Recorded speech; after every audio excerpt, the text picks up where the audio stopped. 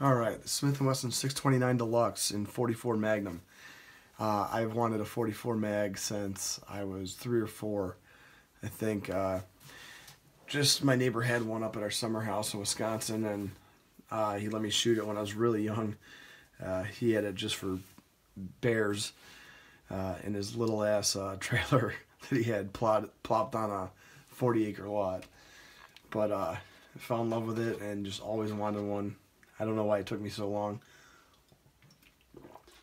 But I wasn't going to get a 6-inch one like he had. So I wanted a 4-inch. And eventually I just ended up with a 3-inch, looking at velocities between the 3 and the 4.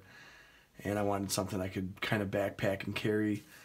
I was looking at the Trail Boss too, and I was going to buy it. But it was sold out at the time where I wanted to buy it. So I ended up with the Deluxe. I guess this would be a Talo Deluxe. I'm not 100% sure. It didn't say Talo, but half of them do. The other half don't. They look exactly the same. It is all stainless steel. These ones do not have any MIM parts on them. They are all forged. Excuse me. I do love the wood grip. I mean, just the look of the wood grip. But this thing sucks. This is like the worst grip I've ever had. I've actually already shaved it down here and on the other side, but it actually protruded out past the frame of the pistol. And man, when you're shooting, this thing was digging in like crazy in the web of my thumb. But and I've seen a lot of guys on their videos say that too, and they've actually cut themselves. But I don't know, I got pretty rough hands. I put 100 rounds through it, and it was not enjoyable at all. It was just it was a chore, just because I was just anticipating getting bit every single time. But I wanted to shoot it, so I just dealt with it. It is accurate when I do my part, and I don't think about the shooting pain going through my hand when that grip did bite me. Hopefully this will stop that.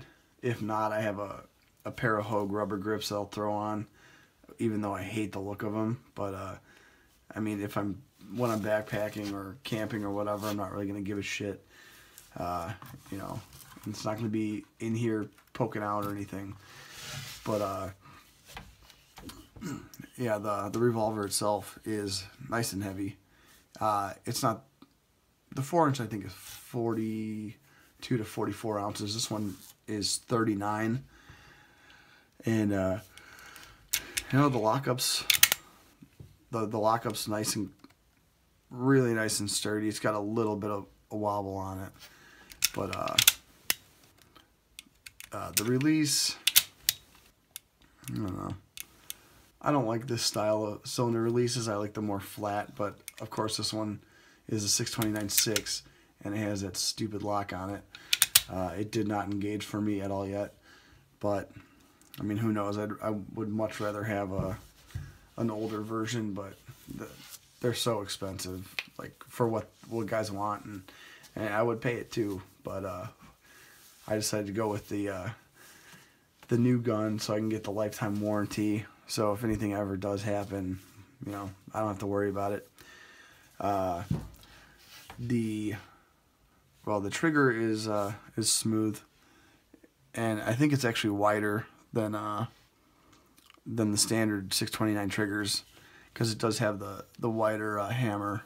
It is a target hammer, and the double action pull on this thing's pretty heavy. I haven't gauged it, but I would say 12 to 14 pounds easy. It's smooth though. You know, you don't really get held up at all, but you can stage it. Single action is probably 5 pounds, which I thought would be less, but it's still nice.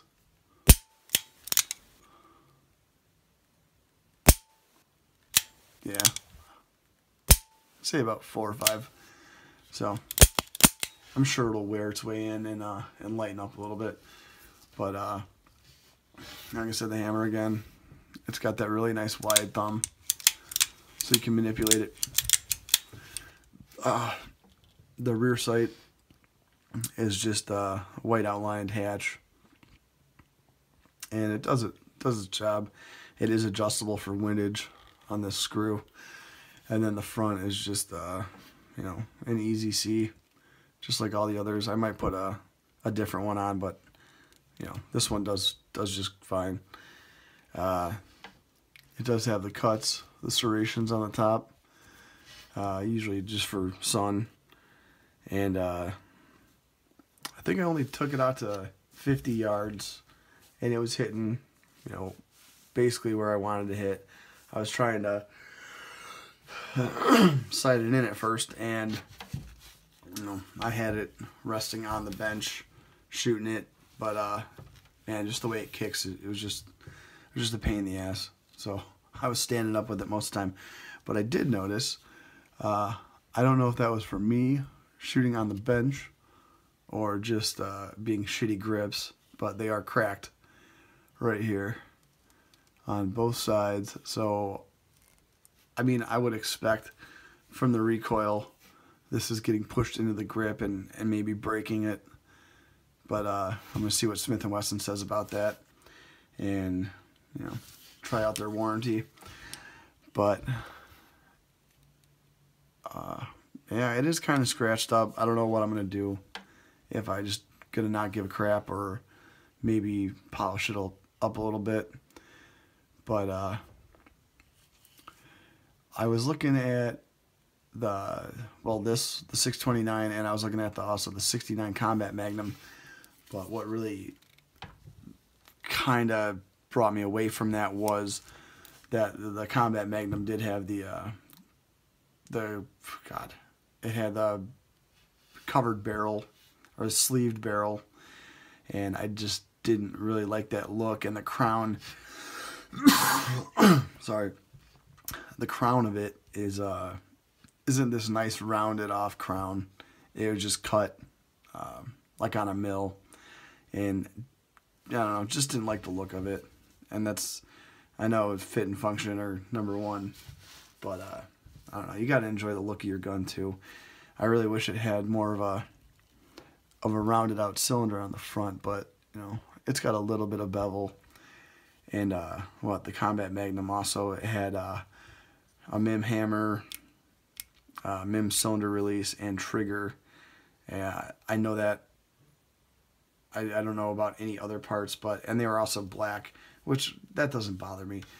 But I don't know, the look of this thing is just a lot nicer, and I'm gonna have this thing forever, so might as well, you know, enjoy what I got.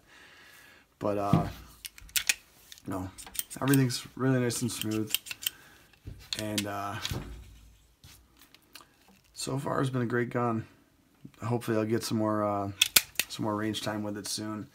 Maybe do a video if I can. I don't have really much any time right now, but this is the new edition, and this will be going to Knob Creek with me this year for the machine gun shoot for sure, even though camping around a bunch of drunks, myself included. But yeah, it's just a fun gun. I always wanted a big bore revolver, and didn't want to go with the 500 or 460. The ammo's just way too expensive, and I can reload this for, you know, really cheap. And even if I want to buy ammo, I can order it for what, 40 cents a round.